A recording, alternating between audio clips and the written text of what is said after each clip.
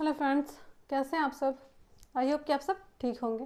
देखिए फ्रेंड्स, आज हम लोग पढ़ने वाले हैं टोक्यो पैरा ओलंपिक के बारे में। इससे पहले हम लोगों ने क्या पढ़ा था, टोक्यो ओलंपिक के बारे में। उससे जितने भी इंपॉर्टेंट क्वेश्चंस थे वो सारे मैंने आपको सॉल्व करवा दिए थे, याद करवा दिए थे। अगर आपने वो वीडियो नहीं देखा है तो आप उसे देख लेंगे, तो उससे सारा जो टोक्यो ओलंपिक का क्वेश्चन है वो आपका कंप्लीट हो जाएगा। फिर एग्जाम में किसी तरह का भी क्वेश्चन पूछेगा टोक्यो ओलंपिक से तो आप 100% बना करके ही आएंगे।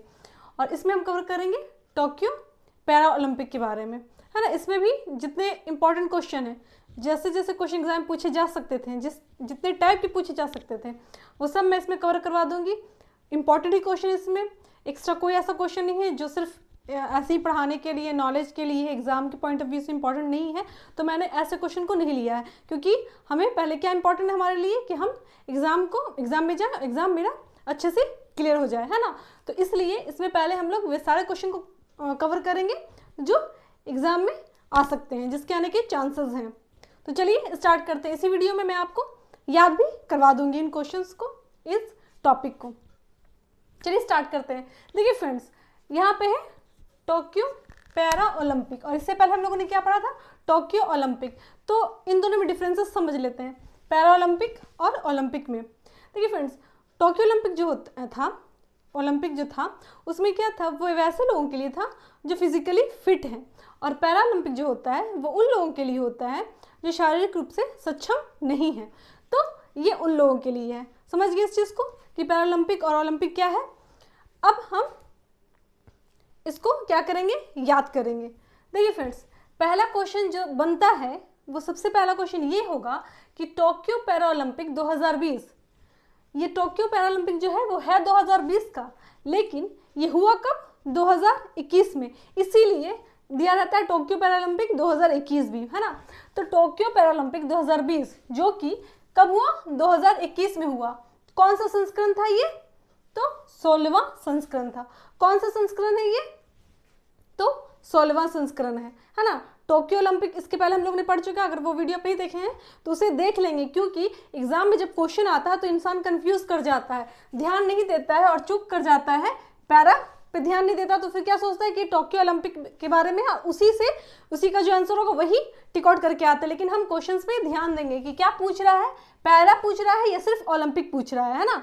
तो इस चीज़ों को ध्यान रखेंगे और हम इसको देखते हैं। देखिए, टोक्यो पैरा ओलंपिक 2020 जो कि 2021 में हुआ, कौन सा संस्करण था ये, तो 16वां संस्करण है।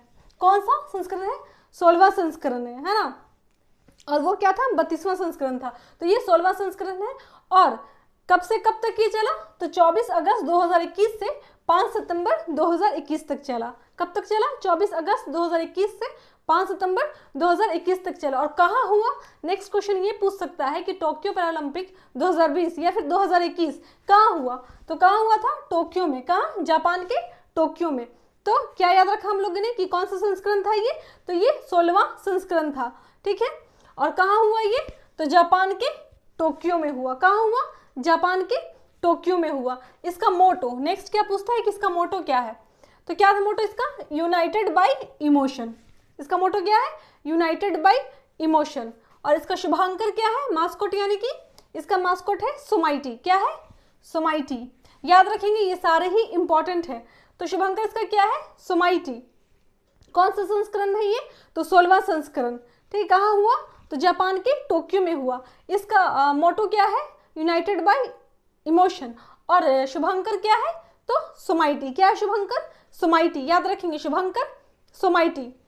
अब आता है नेक्स्ट क्वेश्चन, जो ये पूछ सकता है कि उद्घाटन समारोह जो टोक्यो पैरा ओलंपिक हुआ, इसके उद्घाटन समारोह में ध्वजवाहक कौन थे, तो कौन थे, टेक चंद। कौन, तो टेक चंद।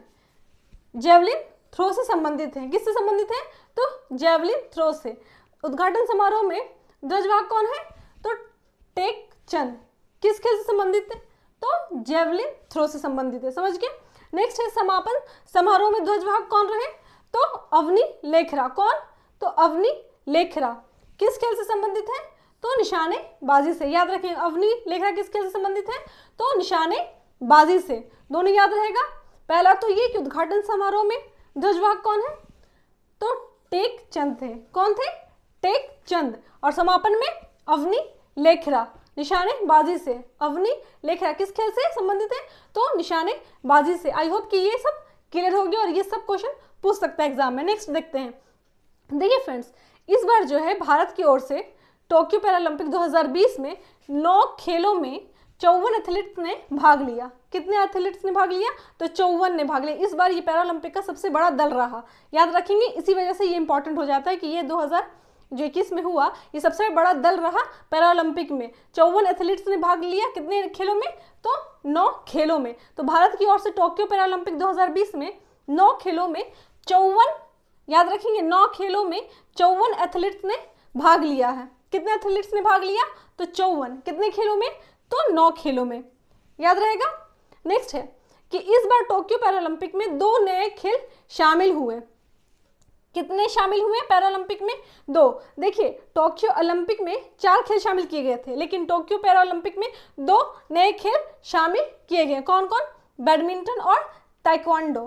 क्या? बैडमिंटन और ताइक्वांडो, याद रहेगा। इस बार टोक्यो पैरालंपिक में 2 खेल कौन कौन से शामिल हुए? बैडमिंटन और ताइक्वांडो। बैडमिंटन और ताइक्वांडो, याद रहेगा। नेक्स्ट, इसके बाद देखिए एक चीज और याद रखते हैं कि पूछ सकता है। वो क्या पूछ सकता है? कि भारत ने सबसे पहले पैरा ओलंपिक में कब भाग लिया। ये क्वेश्चन इंपॉर्टेंट हो जाता है, ठीक है, कि भारत ने सबसे पहले पैरा ओलंपिक में कब भाग लिया। तो कब लिया था? 1968 में। 1968 में कब भाग लिया था? 1968 में। इसको आप याद रखेंगे। भारत ने सबसे पहले पैरा ओलंपिक में कब भाग लिया? तो 1968 में, याद रहेगा। एक बार इसको रिवीजन कर लेते हैं। सबसे पहले ये रहा सवाल कि टोक्यो पैरालंपिक जो कि 2020 का 2021 में हुआ, कहाँ हुआ? तो जापान के टोक्यो में। कब हुआ? तो 24 अगस्त 2021 से 5 सितंबर 2021 तक चला। और कौन सा संस्करण रहा? तो 16वां ग्रीष्मकालीन पैरालंपिक खेल था ये, समझ गए, 16वां संस्करण रहा। अब इसका मोटो क्या है? तो यूनाइटेड बाय इमोशन। शुभंकर क्या रहा इसका? तो सुमाइटी। शुभंकर क्या रहा? सुमाइटी। और उद्घाटन समारोह में ध्वजवाहक कौन थे? तो टेक चंद। किस खेल से संबंधित है? इंपॉर्टेंट हो जाता है किस खेल से संबंधित है, तो जेवलिन थ्रो। समापन समारोह में ध्वजवाहक कौन? तो अवनी लेखरा। किस खेल से संबंधित? तो निशानेबाजी से संबंधित, समझ गए।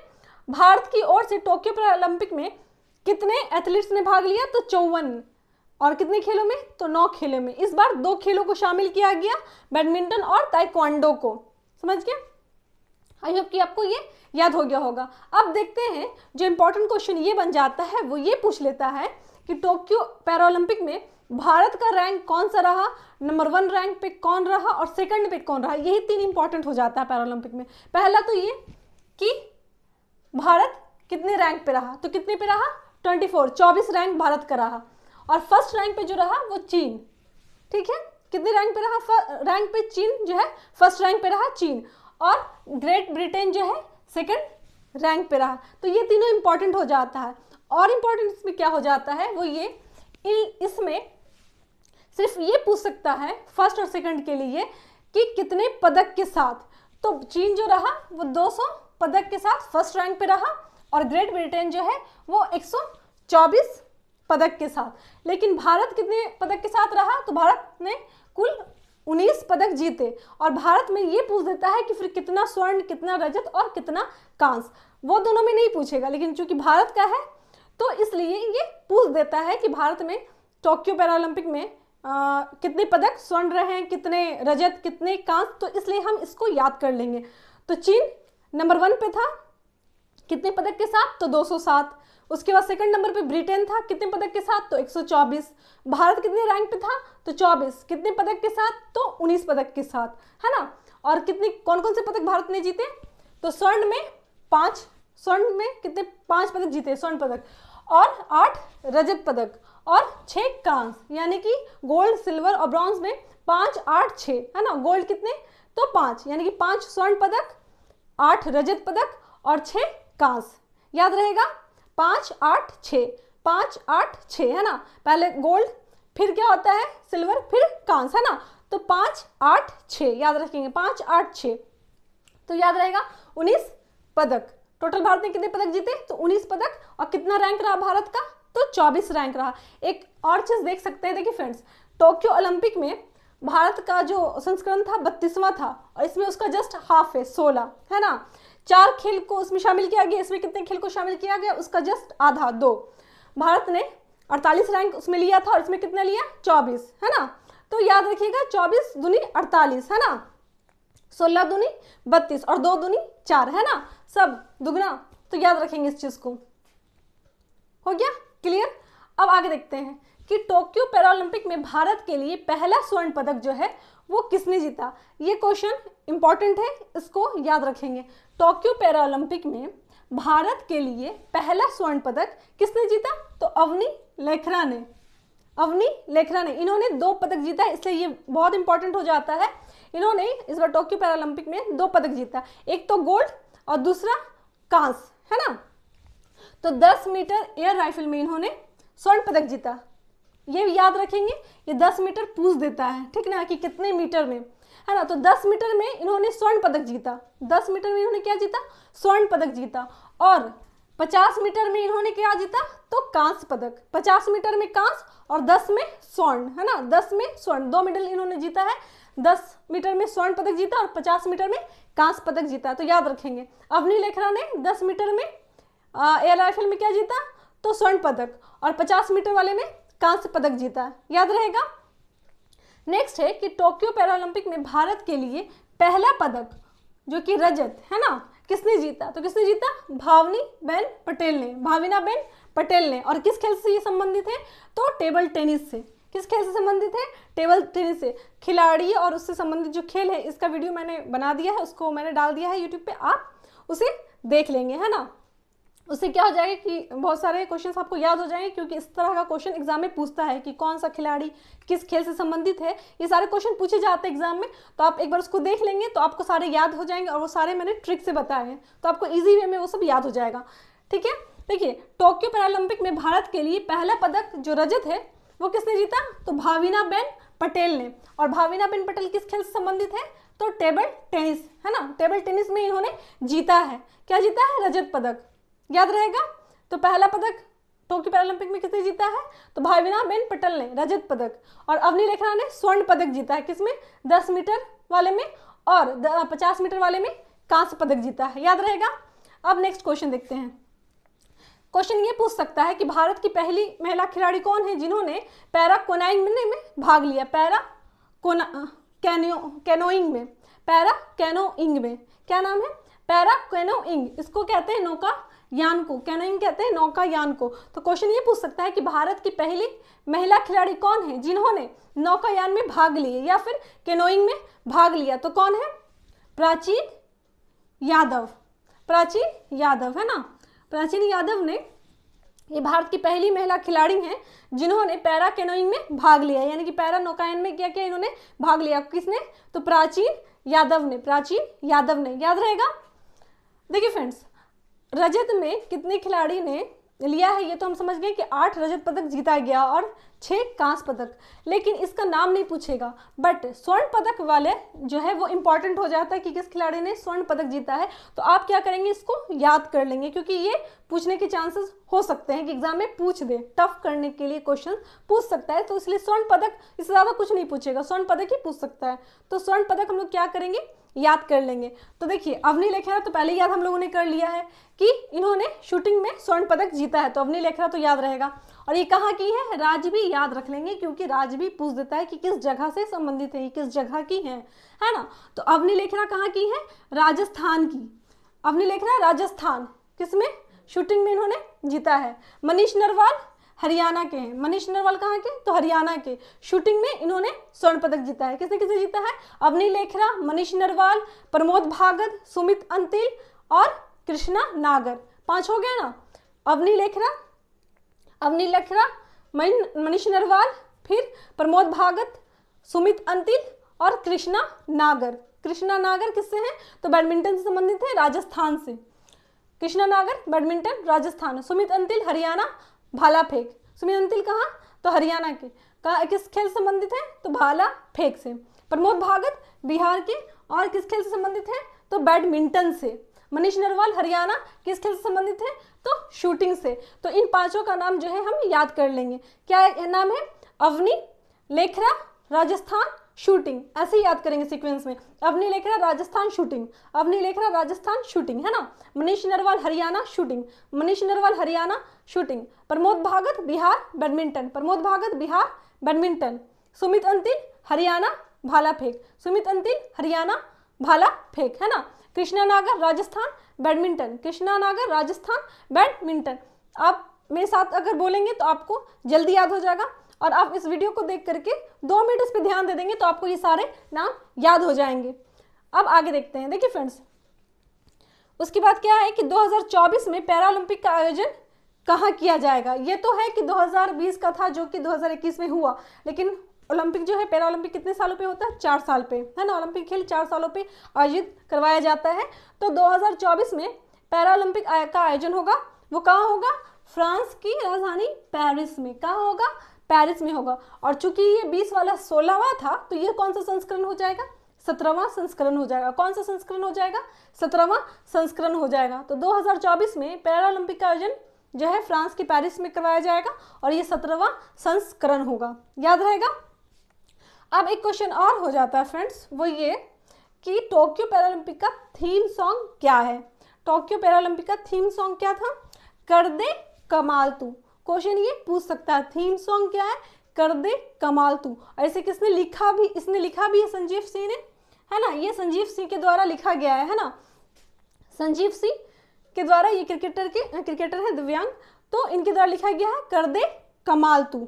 याद रखेंगे टोक्यो पैरालंपिक थीम सॉन्ग कर दे कमाल तू क्या है, कर दे कमाल तू। थीम सॉन्ग क्या है पैरालंपिक का, कर दे कमाल तू, जिसे संजीव सिंह द्वारा लिखा गया है ना।